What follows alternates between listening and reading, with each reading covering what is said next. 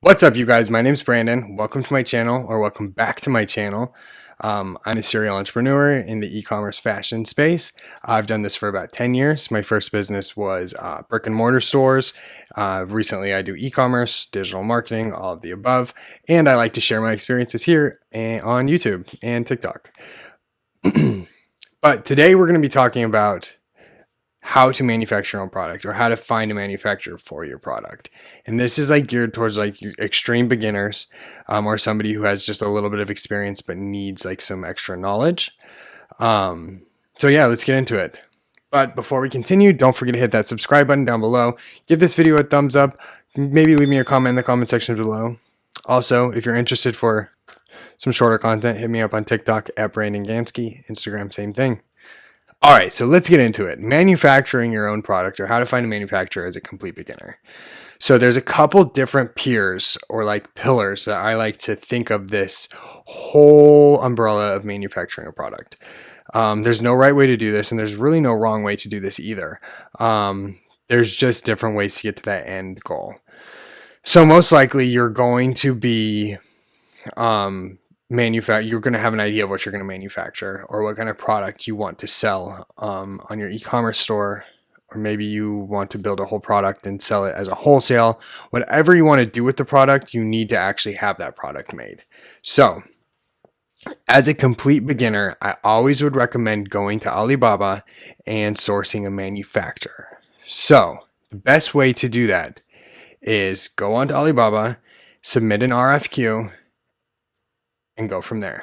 But I'm going to walk you through that whole thing here in a minute. But I just want to explain that Alibaba is not just a drop shipping website. You don't just find a bunch of products on there. I mean, you can, but that's not what it's intended for. It's actually the largest e-commerce website in China, and it could be in the world. I honestly don't know. It's like right up there with Amazon.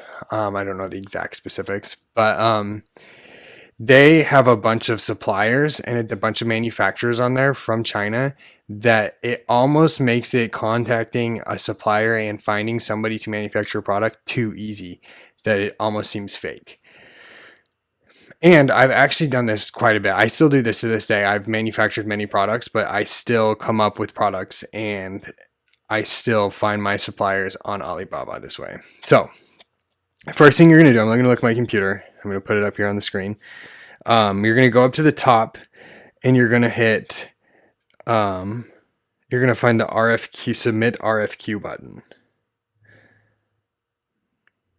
And then once you're in this RFQ, it's going to ask you a couple things: your product name, sourcing type, the quantity, the trade terms, just leave it FOB.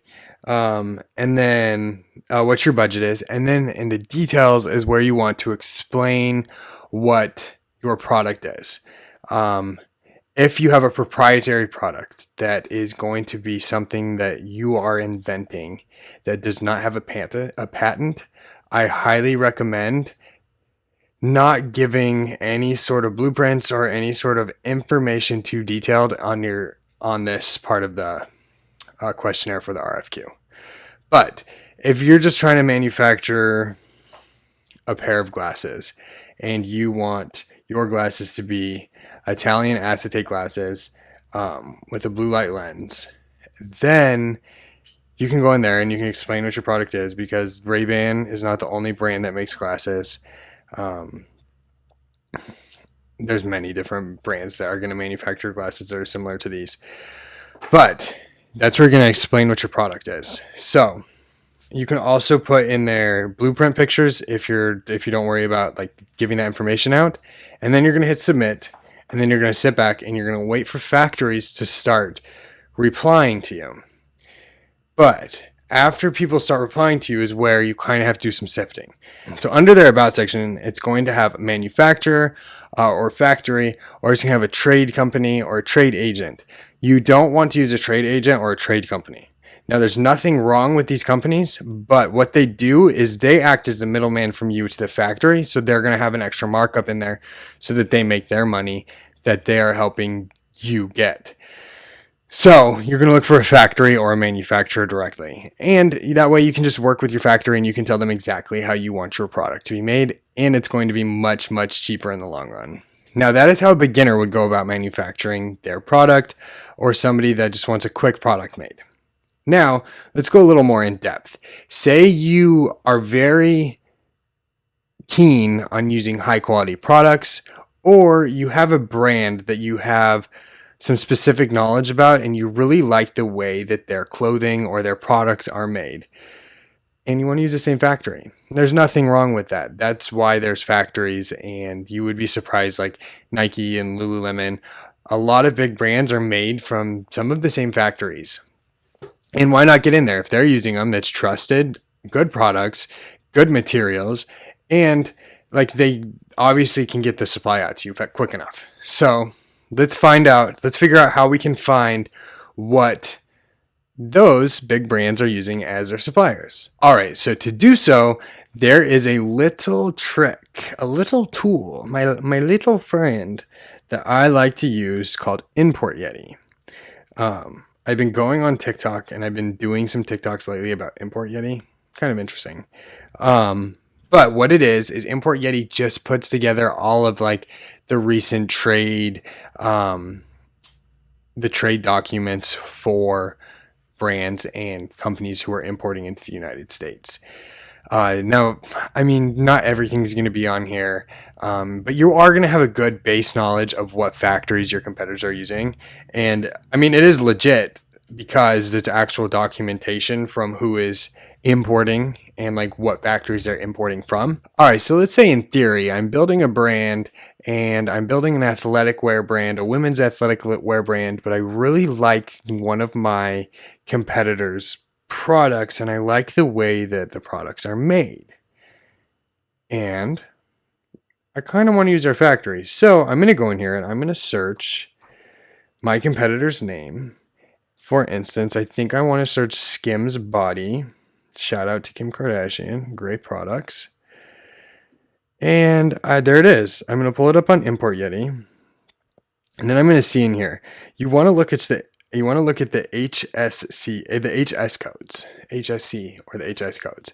And that is going to be, it's like a numerical system for imports and like what the exact vertical is on this import or what the exact product is. So like there's going to be codes for like woven knit tops or codes for footwear or codes for women's gold accessories.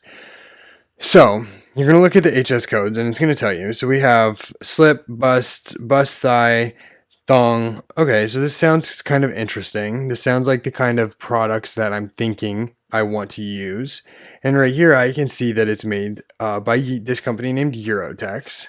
So to bring me to this next page, which will then show me the factory name and their address. So what I'm going to do is I'm going to copy this Eurotex textile, and I'm going to just do a quick, did it get darker in here? I don't know. And I'm going to do a quick Google search for this Eurotex. Now here it is. I found this whole factory. Okay, interesting. Filament yarns. Yeah. Okay, so there's our contact information. Now I'm going to contact this factory directly and say, hi, my name is Brandon Ganske. I am making a women's athletic wear brand. Here's my pitch deck. Here's what I want my products to look like. Here are some blueprints for my products.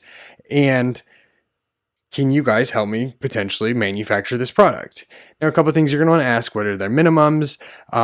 What are their import times? What is their lead times? All this kind of information. And then you can have a knowledgeable decision based off of this information. And so this is the best way to find a factory. And now the third way you could do it is you could find a sourcing agent or you could hire a company. I actually have a company that does this, but you can also do it yourself and save some money. But if you have a big budget and you want to get stuff done quick, fast, and you want to find reliable suppliers, you can hire a company to do said matters. And then you say, this is the product I want made. We make the product or they make the product, the mock-ups, and then source it. And then you choose the factory that you like based off of this sourcing agent. So that's kind of the hands-off approach. Now, I hope this information was just a little bit helpful. Maybe it gave you some inspiration to go start your brand, or maybe it gave you a good direction on how to find your product manufacturing line.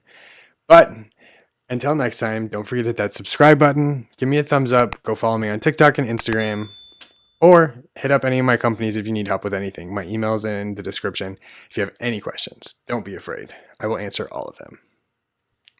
Later.